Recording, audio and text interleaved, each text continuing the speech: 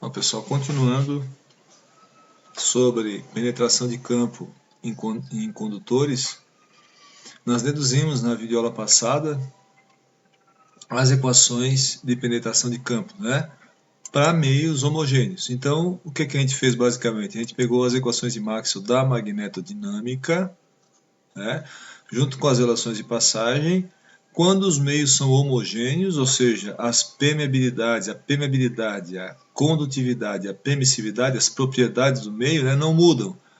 Ou seja, é um único meio, um meio só, e além de ser um meio só, esse meio não muda as propriedades, né? A permissividade, a condutividade e a permeabilidade, né? Então, nesse caso, e só nesse caso, né, eu consigo misturar, vamos dizer assim, né, as três equações de Maxwell, mais as relações de passagem, né, e chegar nesse conjunto de quatro equações, equação de B, equação de H, equação de J e equação de E. Então, o que é legal nessas quatro equações é o seguinte, elas têm uma incógnita só, né, ou B, ou H, ou J, ou E. Significa que a solução das equações é comum para todas as variáveis, ou seja, a gente achando uma das variáveis, é só substituir o que é B por H, o que é H por J ou por E a gente tem a solução comum para todas elas, certo? Mas isso só vale quando o meio é homogêneo, né?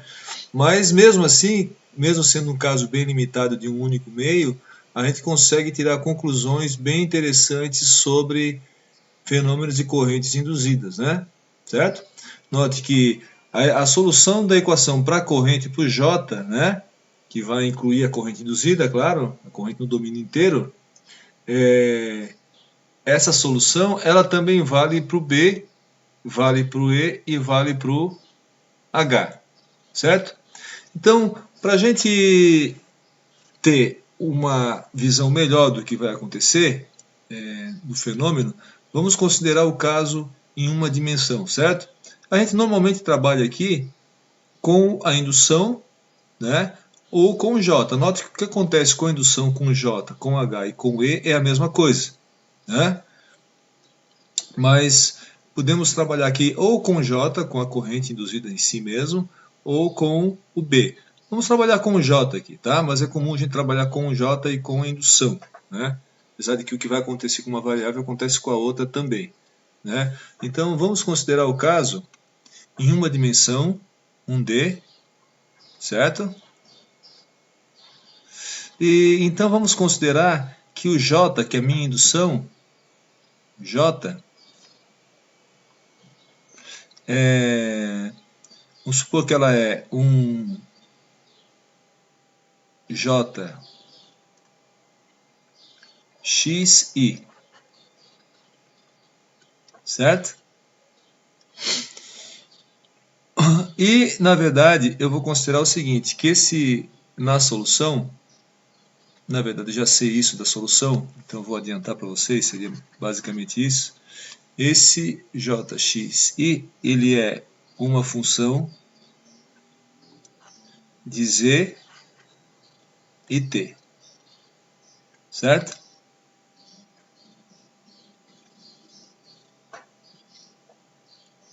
Bom, e vamos considerar então que esses campos, note que para ter corrente induzida tem que ter variação com o tempo. Então vamos considerar que está havendo uma variação com o tempo, tá? Harmônica senoidal, certo? Senoidal, né? Ou seja, que elas vibram, que as variáveis todas vibram com uma certa frequência, e portanto vai haver sempre a derivada do B. Note, se não houver variação com o tempo, do B, ou do J, ou do H, ou do E, né, tudo ao mesmo tempo na verdade, não vai ter corrente induzida, né? Vai ficar zero aqui desse lado, certo? Então, claro, para ter fenômeno de magnetodinâmica tem que ter derivada com o tempo, certo? Então vamos tentar escrever a equação do J para esse caso um D aqui, ó. Então eu teria aqui o Laplaciano vetorial, né? O Laplaciano vetorial. Note que o Laplaciano vetorial do J seria assim, ó. o laplaciano escalar do jx i, né, já que o meu j é um jxi, mais um jyj, mais um jzk, né?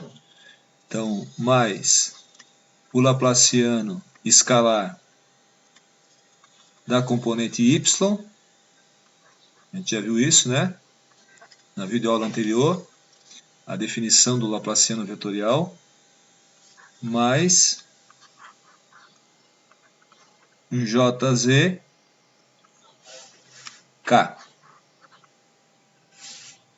Desculpa, aqui o j não vai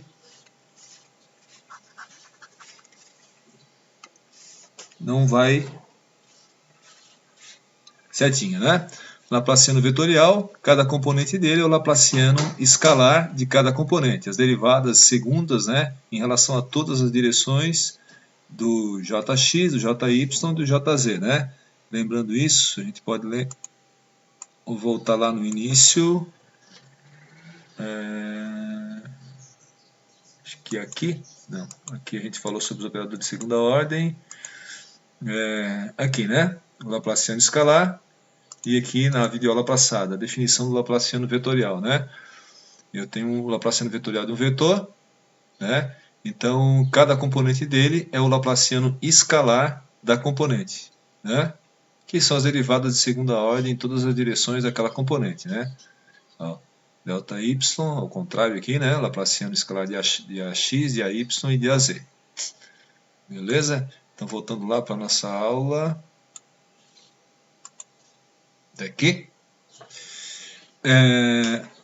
Vamos fazer a equação do J, né? Então, e agora, se eu for escrever então isso aqui, ó, a equação para o J, essa daqui, ó, tá? Eu vou considerar que ela tem uma direção só, apenas em x, certo? Tá? Então, eu posso escrever esse laplaciano aqui, ó, note que ele vai ter componente i, j e k, né? E do outro lado, o j também, né? Mas não custa nada a gente escrever tudo aqui para depois simplificar, olha só.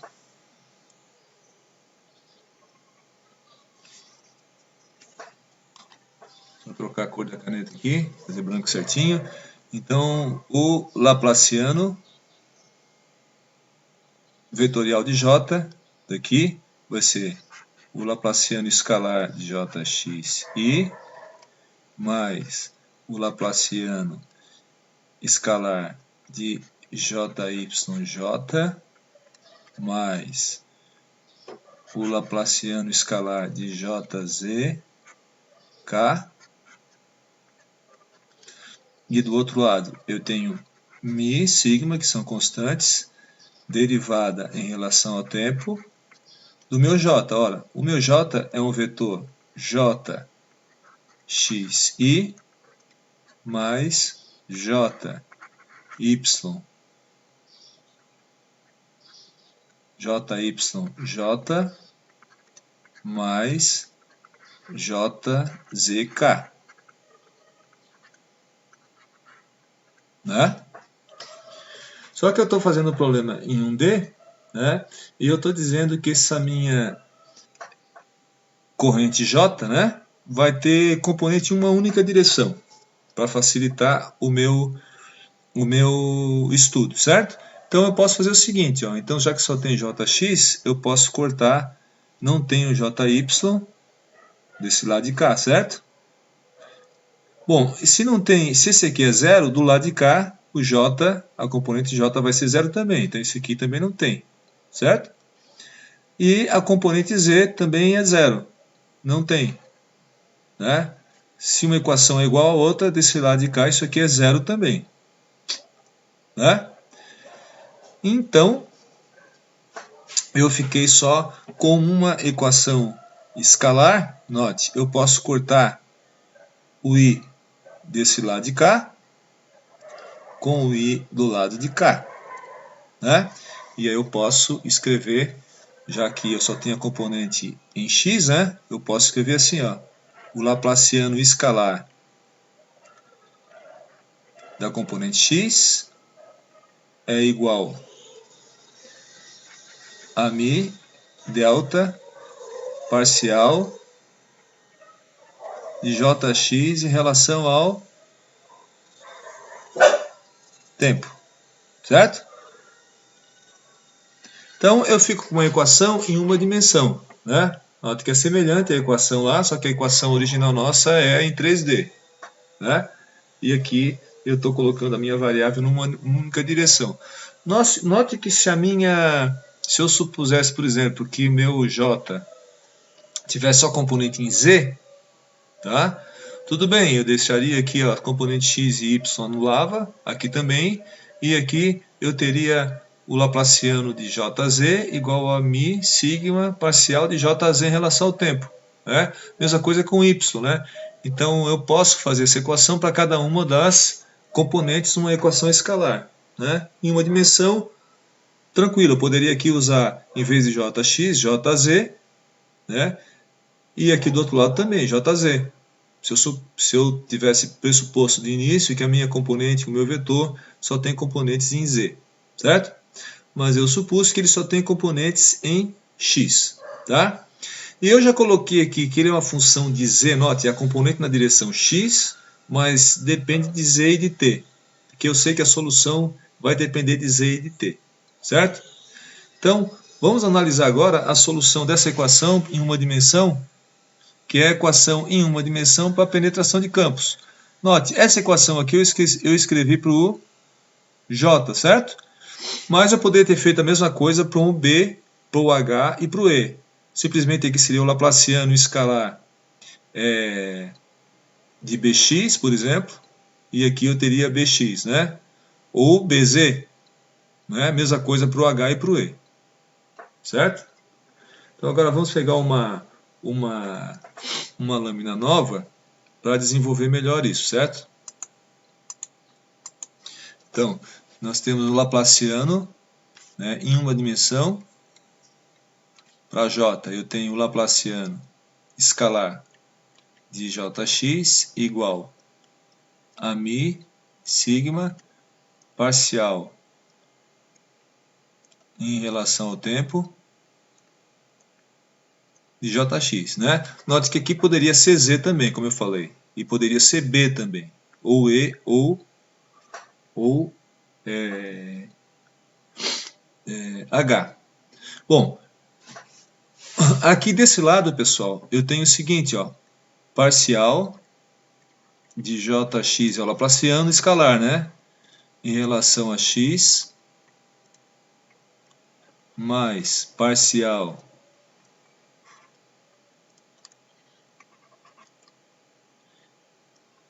de Jx em relação a y, derivada segunda, mais parcial de Jx em relação a z. Não podemos esquecer que o Laplaciano escalar é isso aqui, né?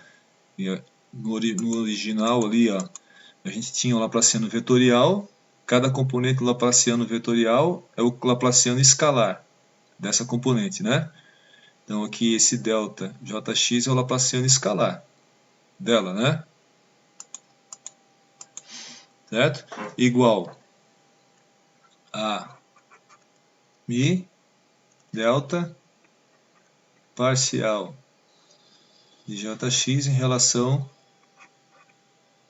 ao tempo, certo? Bom, eu vou considerar aqui, tá, que a minha variável, que o meu j, como a gente já tinha considerado, meu j, ele é um jx que varia com z e com t. Tem um jxi, certo? Então, ele não vai variar, vou considerar que ele não vai variar com y e não vai variar com z. Na verdade, a gente vai imaginar o seguinte, é um meio único, né? Estão lembrados? Então, eu estou no meio desse meio, né? Que tem um μ constante, um sigma constante, um epsilon constante, tá? E eu vou considerar, na verdade, que à medida que as correntes induzidas acontecem nesse meio, elas vão fazer um campo induzido que vai se opor ao campo indutor, e vai reduzir o campo indutor aqui dentro. Então o campo vai penetrar menos, né? Então é interessante para a gente usar aqui a direção Z, certo? E nessa direção aqui, ó, eu posso colocar o X, né? Nota que eu faria X, o Y estaria aqui, apontando aqui para frente, né? O Y estaria aqui, né? Certo? X, Y, Z. Beleza? Bom, então eu estou assumindo o seguinte, que o meu J, na verdade, ele está nessa direção, é um JX, né?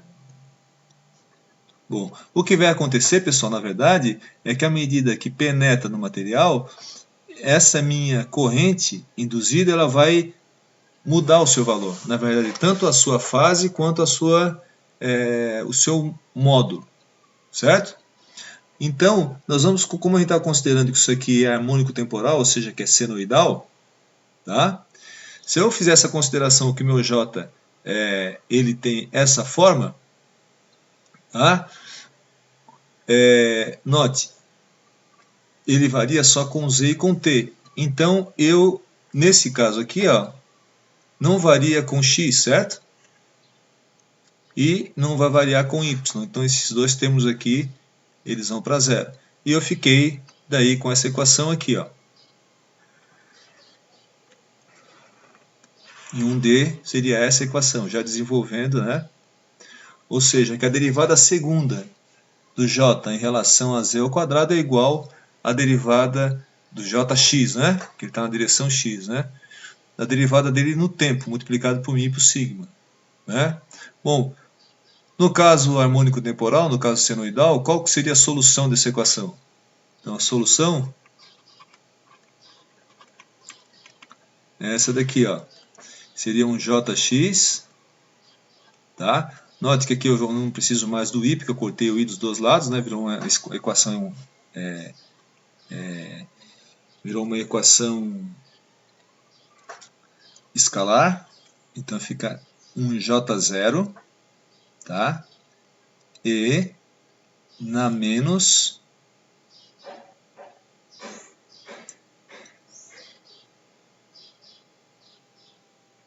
Z sobre delta. Já explico o que é esse delta. Aqui vai faltar um espaço aqui. Vamos tentar colocar isso aqui. Ixi, não deu. Bom, tudo bem. A gente apaga aqui ou a gente traz esse aqui para lá. Vamos ver se a gente consegue fazer.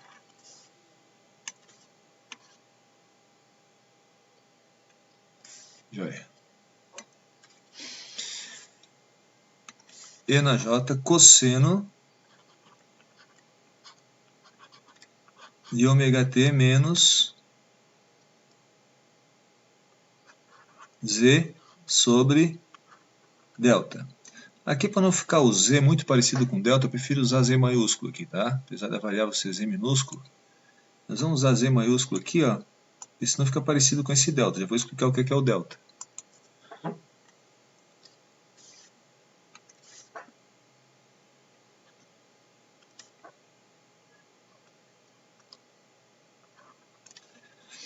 Bom, será que isso aqui é realmente a solução da nossa equação? Né?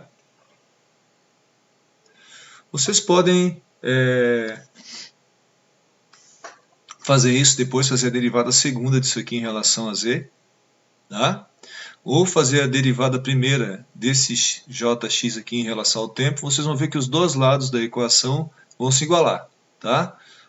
Certo? Fica como um exercício para vocês que realmente esse Jx aqui é uma solução para essa equação, certo? Quanto que é o delta? O delta, pessoal, chama profundidade de penetração, delta, profundidade de penetração, e o valor do delta é esse aqui, ó, 2 sobre permeabilidade, condutividade e a frequência com que o campo magnético incidente, né? Note que esse campo magnético produz uma corrente e o campo magnético também, o B está associado com H e a corrente com J. Né? Então, tudo vai ser produzido ao mesmo tempo e todos eles vão se comportar da mesma maneira como a gente viu, porque a equação para todos eles é a mesma, certo? Aqui, em vez de trabalhar com Jx, eu poderia trabalhar com Bx, por exemplo. Né? Certo? E a equação aqui também, a solução seria igual, um Bx, B0, né? Posso usar a mesma equação para a variável B, porque a gente já estudou isso, né? A gente já viu que é a mesma equação para todos eles, né? A gente viu aqui, para o J, para o B, para o H e para o E. Né? Então, claro, isso aqui só vale, pessoal, quando o meio é homogêneo. Né? E além disso, ainda restringir para o caso 1D, né? Em que a variação temporal que ocorre é senoidal. Né? Então, esse delta a gente chama de profundidade de penetração, certo? Profundidade de penetração, tá? A unidade desse delta aqui é metros, tá? E note porque aqui a gente tem Z, ó, que é metros sobre delta, tá vendo? Z sobre delta, né? Então, aqui eu teria um módulo da minha corrente induzida, o módulo, ó. E aquela vibra sinoidalmente, só que aqui eu teria uma fase, estão vendo aqui, ó? Então esse menos, isso aqui seria a fase, né? Isso indica o seguinte, que a corrente, à medida que ela vai penetrando no meio, vou tirar esse desenho daqui para facilitar, deixa eu ver se eu consigo aqui.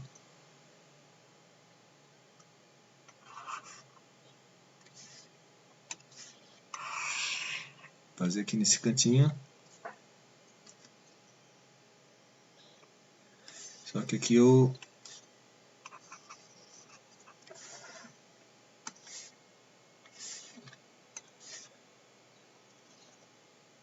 E agora aqui é J, né? Aqui eu tenho Z para baixo, né? Então, o Z para baixo, né? À medida que eu vou penetrando no meio, note, se eu fizer um tempo constante t igual a zero, eu vou ter menos um cosseno aqui, estão vendo? Em relação a Z, né? Então, em relação, na verdade, o Jx vai ser menos um cosseno, né? Certo? Ou melhor, um cosseno de menos Z, né? Se a gente pegar uma função cosseno, a função cosseno é assim, ó. Né? Cosseno de x, certo? Portanto, se aqui eu tenho x e aqui eu tenho menos x, o cosseno é igual, né? Certo? Se eu fizer uma fotografia no tempo, por um certo tempo fixo, né? Esquecer o ômega t ali, como se o ômega t fosse uma... É como se o ômega t, daí eu pensasse o ômega t como uma fase. Né? Então, esse J, ele começa com um certo valor, né? E vai mudando à medida que eu vou penetrando, né? Então ele vai mudando, certo? Note que ele vai mudando a amplitude, porque isso aqui é exponencial, ó, né? Mas ele também vai mudando, então ele vai caindo a amplitude, o módulo, mas também vai mudando a fase. À medida que a gente vai penetrando em Z, vai mudando a fase, né? Ou seja, numa fotografia no tempo, um J que está aqui na minha superfície do meio, né? Aqui eu teria o meu meio, né? Vai, por exemplo, pode estar no máximo e a outra mais embaixo aqui está no mínimo. E quando aqui em cima é mínimo, aqui embaixo vai ser o máximo, porque elas têm uma fase, né? Um deslocamento, certo? Mas o importante é o seguinte, é que à medida que vai penetrando no meio, o módulo vai diminuindo, certo? Na verdade, acontece que vai ter corrente induzida, né, na região próxima à superfície. Note que eu estou fazendo aqui um condutor semi-infinito, como se aqui fosse M0, A gente pode imaginar assim, mas no fundo, quando a gente resolveu, a gente imaginou que era tudo um meio só, como se eu estivesse no meio desse meio, né? Então eu estou nesse ponto aqui, o Z para baixo, eu vou ter uma penetração de campo aqui.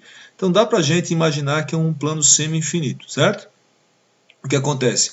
Eu vou ter correntes induzidas, por exemplo, deixa eu tentar fazer aqui com um pincel. Deixa eu ver se... como é que eu vou bagunçar tudo aqui, né? Vou ver se eu faço isso, né? À medida que a gente vai penetrando, isso não vai funcionar. Não vai funcionar, vou ter que... Deixa eu fazer um outro desenho aqui embaixo então. Imagina que eu tenho o plano aqui, ó. Tenho o plano aqui, né? Então, logo que eu bem na superfície, eu vou ter correntes induzidas bem fortes aqui, né? Vou colocar uma cor vermelha aqui. Depois, eu vou tendo uma redução dessas correntes induzidas, certo? Elas vão caindo de amplitude, né? Claro que a fase vai mudando também. Por quê? Essas correntes induzidas, elas produzem um campo, né? Um campo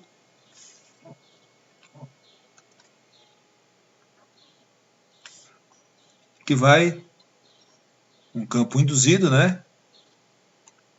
Que vai diminuir o campo externo incidente, né? A ideia é essa, né? E daí o campo não vai conseguir penetrar, certo? O campo não vai conseguir penetrar. Quanto maior a frequência, tá? Com a frequência alta, mais a corrente fica próxima à superfície, né? Para baixo quase não vai ter. Então, a isso a gente chama de profundidade de penetração, tá? Profundidade de penetração. E na verdade é bem fácil de a gente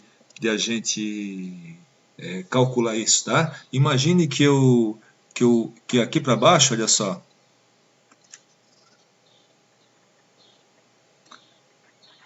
tá? Eu tenho Z aqui, né? Imagine que aqui eu estou falando do B, mas vai acontecer com J também, né? Então, eu estou falando que esse efeito acontece porque o campo ele acaba induzido, ele acaba anulando o campo incidente e fazendo que o próprio campo não penetre. Mas como isso acontece também com a corrente, com J, com H e com E acontece, como a gente viu, pode ser na direção X, como a gente fez aqui, mas pode ser na Z também. As equações são iguais, né? Mostrei para vocês. Só que aqui seria um JZ em relação a Z daí, certo? O JZ variaria sempre com Z e T, mas pode ser o JX, o JY ou o JZ. Mesma coisa com B, né? Mas normalmente a gente faz com a componente X, né? Tá? Que seria mais a componente ligada à corrente, né? Mas a indução, por exemplo, ela pode ser perpendicular, como é o caso aqui, certo? Imagine o seguinte, imagine que o meu Z seja igual a 3 delta. O delta, nota que é uma constante, dá em metros, né? O resultado aqui é metros e chama profundidade de penetração, né? É a permeabilidade vezes a condutividade vezes a frequência.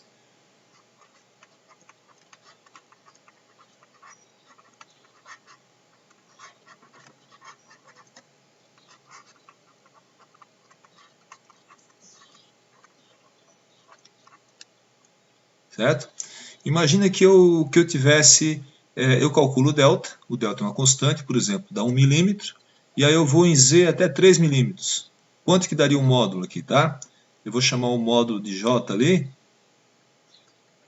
o módulo de Jx, certo? Jxm, vamos falar assim o módulo, né? Seria J0 e na menos. Só que o Z é 3 delta. 3 delta dividido por delta. Né? Aí não vou colocar a vibração, certo? Só o módulo, né? Então vai ficar J0 e na menos 3. Tá? Se a gente fizer isso, e na menos 3, vai dar...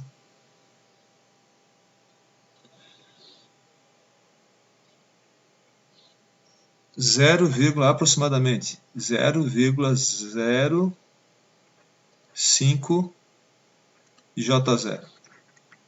Ou seja, né, aproximadamente 5% do módulo. Note que se o Z é igual a 0, N a 0 dá 1. Né? Então, em 0, aqui eu teria, bem na superfície aqui, ó, eu teria o módulo J0 inteiro. Né? E à medida que ele vai penetrando, vai diminuindo. Certo? Claro que com uma fase, né? Certo? Então, se eu tivesse, por exemplo, com uma frequência bem alta, esse delta é pequenininho, pessoal. 3 delta vai ser pequeno também. Significa que com uma frequência alta vai ter muita corrente induzida e ela vai ficar mais nessa região próxima aqui, ó, né? E não vai deixar penetrar. Aqui para baixo não vai ter campo nenhum. Nem J, nem B, nem H, nada, né? Note que se eu tiver uma profundidade Z, vamos supor que fosse uma chapa aqui de alumínio, certo? Condutor. Com a espessura 3 vezes delta, onde o delta depende das características dos materiais, mas também da frequência do campo incidente, né?